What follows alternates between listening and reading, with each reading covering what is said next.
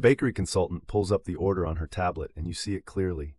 A wedding cake consultation scheduled by your fiancé Marcus for next month. But your wedding is in 3 weeks. Why would he be ordering a second wedding cake? Your heart pounds as you try to keep your voice steady, asking the consultant if there's been some mistake. She checks again and confirms. Marcus scheduled this appointment himself 2 days ago, specifically requesting it be after your wedding date.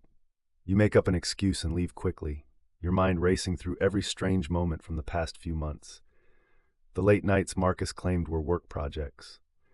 The way he'd smile at his phone and quickly lock the screen when you walked by. Let's rewind to 8 weeks earlier. You and Marcus had been engaged for 6 months, and you'd just finalized your wedding cake order at a different bakery across town, a beautiful 3-tier design you'd chosen together. Everything seemed perfect until Marcus hired Vanessa as his new project coordinator at work. Suddenly, he needed to stay late 3 nights a week, always texting Vanessa about urgent deadlines. You'd met Vanessa once at a company event. She was friendly enough, but something about the way she and Marcus interacted, the inside jokes, the casual touches on his arm, made your stomach turn. You tried to brush off your suspicions as wedding stress until Marcus mentioned he had an important meeting the same afternoon you'd scheduled your final cake tasting. He couldn't reschedule, he said. Work emergency. That's when you decided to stop by his office that day on your way to the bakery. His assistant said he'd left an hour ago. No meeting, no emergency, just gone. On a hunch, you drove past Vanessa's apartment building and there was Marcus's car, parked in a visitor spot like it belonged there.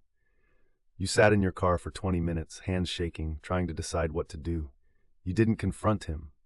Not yet. Instead, you started paying attention. Really paying attention. You noticed how he angled his phone away from you, how he showered immediately after those late nights, how he seemed distracted even when you discussed wedding details. Then came the bakery discovery. A second wedding cake, scheduled for the month after yours, and suddenly everything made terrible, perfect sense. You went home and did something you'd never done before. You went through Marcus's laptop while he was in the shower. It took you less than 5 minutes to find the folder labeled Work Docs 2024, filled with photos of him and Vanessa.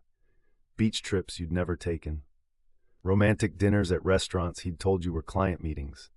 And screenshots of texts where he told Vanessa he'd end things with you right after the wedding, something about not wanting to lose the deposits and disappoint his family. Here's what made you see red. He was planning to marry Vanessa eventually. That's what the second cake consultation was for. He was literally planning his future wedding while still going through with yours. You could have confronted him, could have called off the wedding immediately, but you were done making things easy for Marcus. You wanted him to feel exactly what he'd put you through, but publicly. So you played along perfectly. You smiled through the final dress fitting, confirmed details with vendors, acted like the excited bride everyone expected you to be.